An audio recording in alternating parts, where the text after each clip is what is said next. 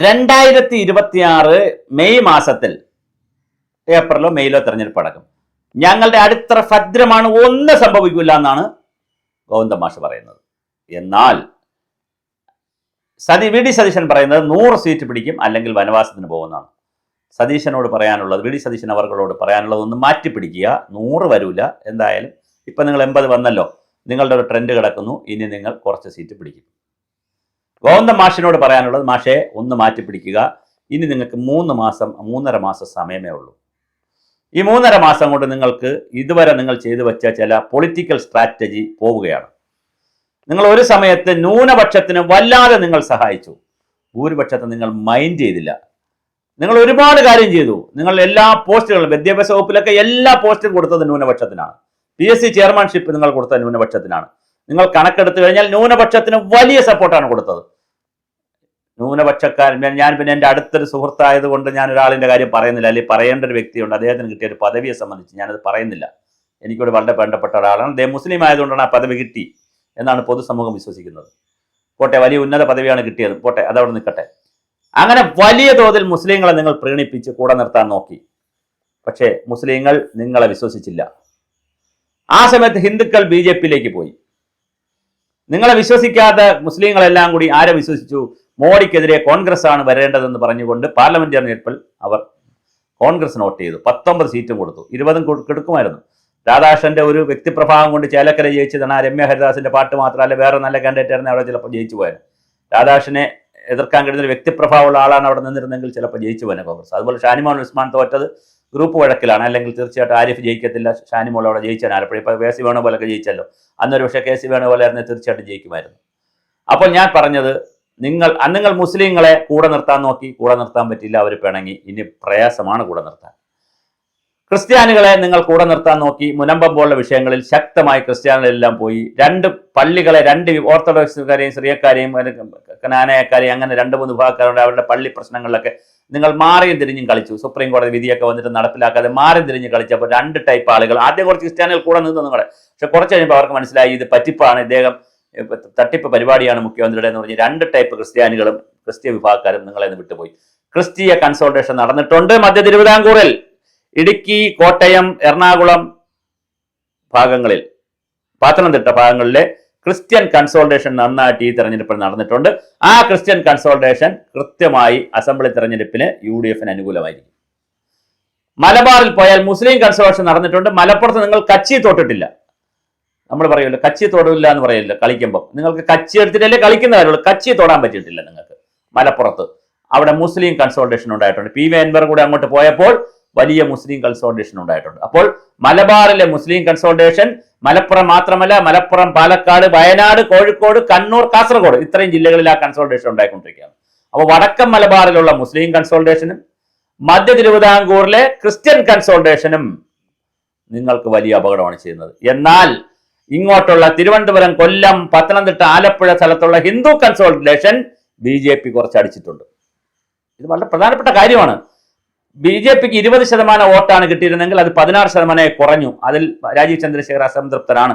10,000 seat കിട്ടണമെന്ന് പറഞ്ഞ് 2000-ന് താഴെ സീറ്റേ കിട്ടിയിട്ടുള്ളൂ. കയ്യിലിരുന്ന പന്തളം കളഞ്ഞു കുളിച്ചു. പാലക്കാട് 2 പായാണ് കളഞ്ഞു കുളിച്ചു.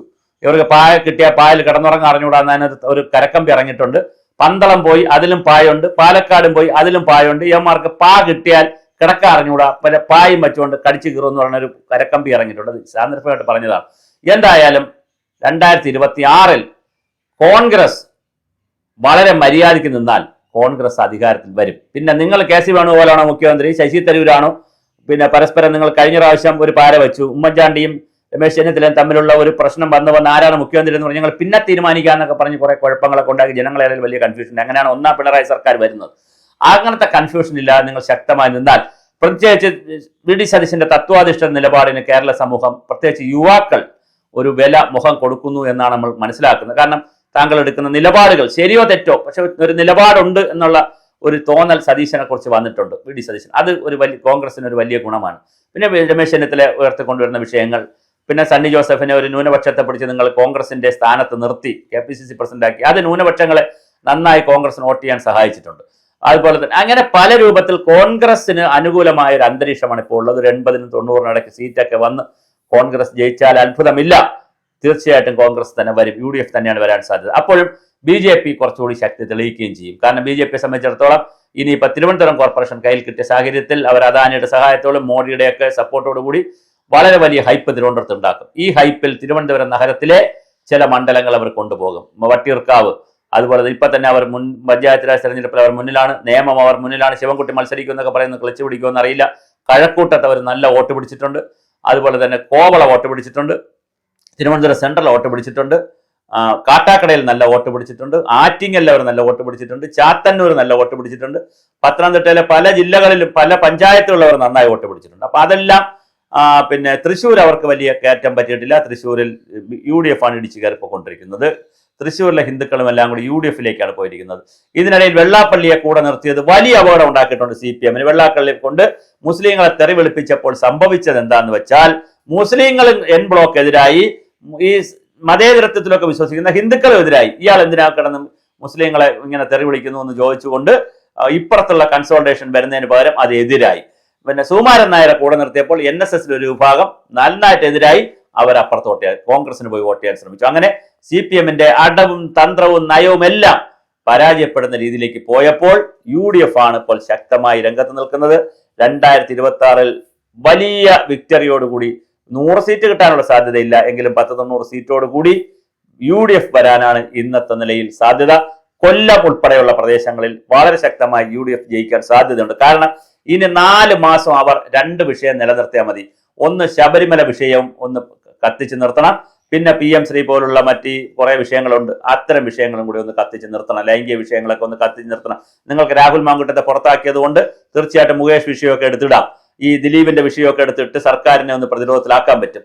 കേരളത്തിൽ ഒരു കാര്യം നമ്മൾ 1957 മുതൽ കേരളത്തെ പഠിക്കേണ്ട, കമ്മ്യൂണിസ്റ്റ് പാർട്ടി പഠിക്കേണ്ട ഒരു പാഠം, ഇത് ആദിശങ്കരന്റെ നാടാണ്, ഗുരുദേവന്റെ നാടാണ്, ചട്ടമ്പിസ്വാമികളുടെ നാടാണ്, അയ്യാ ഗുരുവിന്റെ നാടാണ്, അയ്യങ്കാളിയുടെ നാടാണ്, അയ്യാ വൈകുണ്ഠസ്വാമിയുടെ നാടാണ്, ഇവിടെ വേലായുധ പണിക്കരുടെ, ആറാട്ടുവിടെ വേലായുധ പണിക്കരുടെ നാടാണ്, കുമാരനാശന്റെ നാടാണ്. ഇങ്ങനെ പറഞ്ഞു വരുമ്പോൾ ഒരുപാട് ഹിന്ദു മതത്തിനും ഹിന്ദു ദൈവികതയ്ക്കും ഹിന്ദു ആത്മീയതയ്ക്കും വലിയ ഒരു മണ്ണാണ് കേരളം. അവിടെ വിശ്വാസമാണ് ഏറ്റവും പ്രധാനം. നിങ്ങൾ എടുത്തോളൂ, ശബരിമല ആയാലും 57-ൽ നിങ്ങൾ ശബരിമലയെ പറ്റിച്ചുകൊണ്ടാണ് നിങ്ങൾ അധികാരത്തിൽ വന്നത്. ഇപ്പൊ അതേ ശബരിമല തന്നെ നിങ്ങൾക്ക് പണിയായിരിക്കുന്നു. രണ്ടാമത് ഈ ലൈംഗിക പോലുള്ള കാര്യങ്ങൾ, ഒരു നീതിബോധം, അത് ഒരു വാക്ക്, ലാസ്റ്റ് വാക്ക് പറഞ്ഞോട്ടെ. ദിലീപിന്റെ സിനിമ ബസ്സിലിട്ടപ്പോൾ സ്ത്രീകൾ ഓഫ് ചെയ്യാൻ പറഞ്ഞു. ദിലീപിനെ ഒരു അമ്പലത്തിൽ വിളിക്കാൻ സമയത്ത് ദിലീപിനെ വിളിക്കരുതെന്ന് അവിടുത്തെ നോട്ടീസ് ഇറങ്ങിയ ശേഷം ദിലീപിനെ വിളിക്കരുതെന്ന് പറഞ്ഞു. ദിലീപിന്റെ പടം ഇറങ്ങാൻ പോണേനെ ബോയ്ക്കോട്ട് ചെയ്യണോ എന്നുള്ള ഒരു ചിന്ത മലയാളിയുടെ മനസ്സിൽ രൂപപ്പെട്ടിട്ടുണ്ട്. ഈ നീതിബോധമാണ് മലയാളിയുടെ ഒരു കാര്യം. അപ്പോൾ 1 നീതിബോധം, 2 ഞാൻ ഈ പറഞ്ഞ വിശ്വാസം, 3 രാജാക്കന്മാരെ നമ്മൾ അംഗീകരിക്കുന്നില്ല. എങ്ങനെ ഈ പഴയ രാജാക്കന്മാരെ അംഗീകരിക്കും, പക്ഷേ ഈ തോന്നിവാസങ്ങൾ കാണിച്ച് ഇങ്ങനെ ഞാൻ രാജാവാണെന്ന് പറയുന്ന ജനാധിപത്യ രാജാക്കന്മാരെ നമ്മൾ അംഗീകരിക്കില്ല. അത് തൽക്കാലത്തേക്ക് നിലനിൽക്കും, വലിയ രൂപത്തിൽ നിൽക്കില്ല.